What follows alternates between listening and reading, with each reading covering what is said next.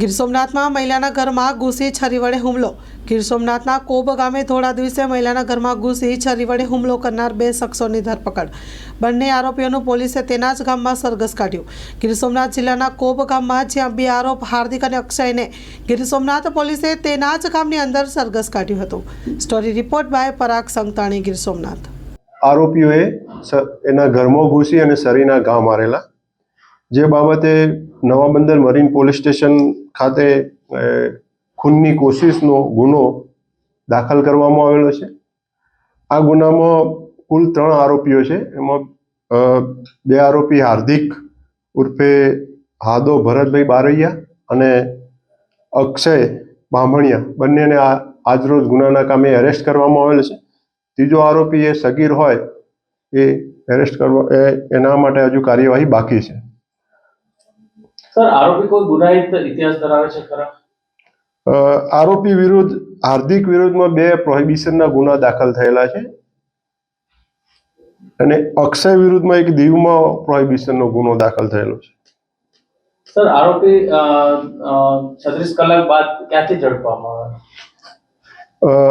આરોપી local crime branch દ્વારા આજરોજ પકડવામાં આવે છે। એ તલાલા બાજુથી લોકલ ક્રાઇમ બ્રાન્ચ દ્વારા આરોપીઓને પકડવામાં આવે છે।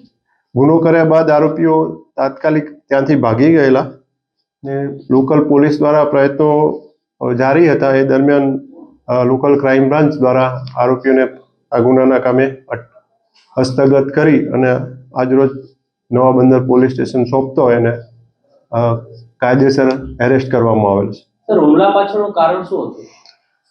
હુમલામાં આ જે બેન છે, જે ઈજા જેને થઈ છે, એ અને હાર્દિક એ સંબંધી થાય છે। બેનના પતિ જે છે એના મામાના પક્ષે આ હાર્દિક સંબંધી થાય છે। એટલે હાર્દિકને કાકી છે એના ઘરે બેસવા જતા હતા, એટલે કાકીને આ ચડામણી કરે છે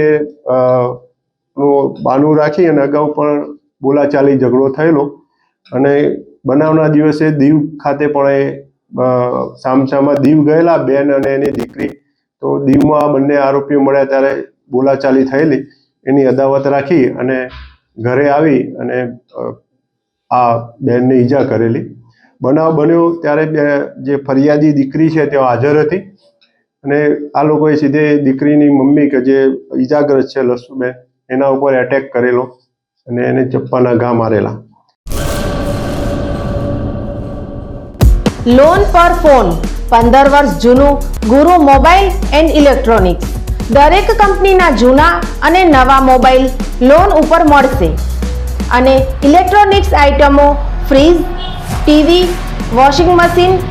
ગુરુ મોબાઈલ એન્ડ ઇલેક્ટ્રોનિક્સ સંતોષી માતાના મંદિર પાસે અને અમારી અન્ય બ્રાન્ચ ગુરુ મોબાઈલ પોઈન્ટ આભા હોટલ નીચે પેટ્રોલ પંપ સામે ભુજ। તો મેળવો લોન પે ફોન અને તમામ ઇલેક્ટ્રોનિક્સ એપ્લાયન્સીસ।